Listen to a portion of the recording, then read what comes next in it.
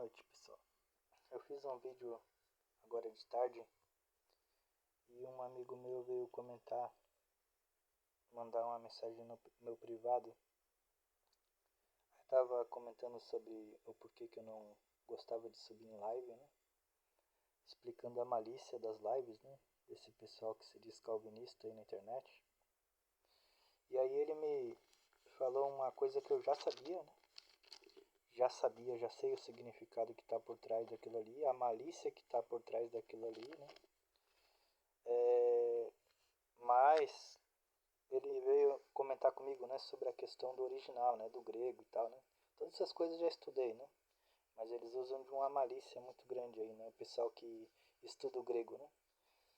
Eles usam de uma malícia muito grande com quem tem um desconhecimento dos originais, né? Eu já falei aqui, você não precisa ser um especialista em grego, mas vai ser necessário você recorrer ao grego ou hebraico para entender uma passagem quando é necessário. E aí ele estava me falando que quando ele cita algumas passagens como de Êxodo e tal para refutar a ideia do cara, o cara joga algumas passagens no grego ali, né? E aí essa aqui seria a palavra que eles vão usar, né? No grego ali, usada lá em Romanos 9:22, sobre os vasos de ira, né? Que são falados lá em Romanos 9:22. Quero tratar justamente disso. Mas eu vou ler o texto, né? Explicar cada detalhe para vocês entenderem a malícia desse pessoal. Romanos 9 diz assim: E que direis se Deus, querendo mostrar a sua ira e dar a conhecer o seu poder, suportou com muita paciência os vasos da ira, preparados para a perdição, para que também desse a conhecer as riquezas da sua glória, nos vasos de misericórdia, que para a glória já dantes preparou. Então, o ponto central do texto aqui não é quem criou quem. Se Deus criou os vasos de ira para ser destruído. Mas o ponto central ali é um contraste que Paulo ele constrói de forma bem consciente no texto.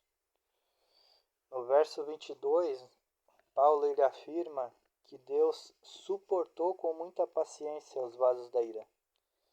E aí eles são descritos como preparados para a perdição. Só que aí começa a malícia. O problema é que o texto não diz quem os preparou para a perdição. Não existe um agente expresso no texto. Não existe um verbo ativo atribuído a Deus nesse ponto. Já no verso 23, eu coloquei ali embaixo também, né?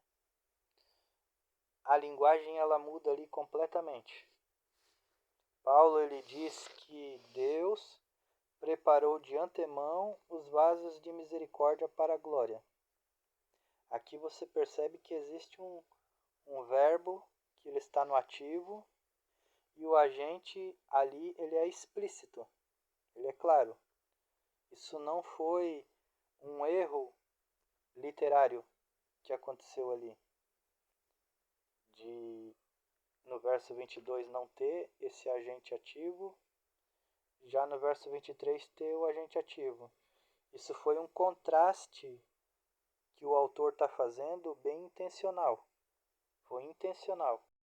E aí eu quero fazer uma citação aqui de Daniel Wallace, que ele é uma referência mundial em gramática do Novo Testamento, e ele explica que em Romanos 9:22, o particípio perfeito ele indica um estado resultante e poder passivo ou médio, sem agente declarado. Segundo Wallace, quando o texto não expressa um agente, não se deve, de maneira nenhuma, inseri-lo, esse agente, por pressuposição teológica. Quem faz isso, ele está fazendo uma exegese, não é gramática. O texto não diz algo, mas ele está querendo impor aquele algo para sustentar a narrativa teológica dele. E aí você vê que o próprio verbo usado por Paulo ali, né? Ele não carrega a ideia de um decreto ontológico eterno.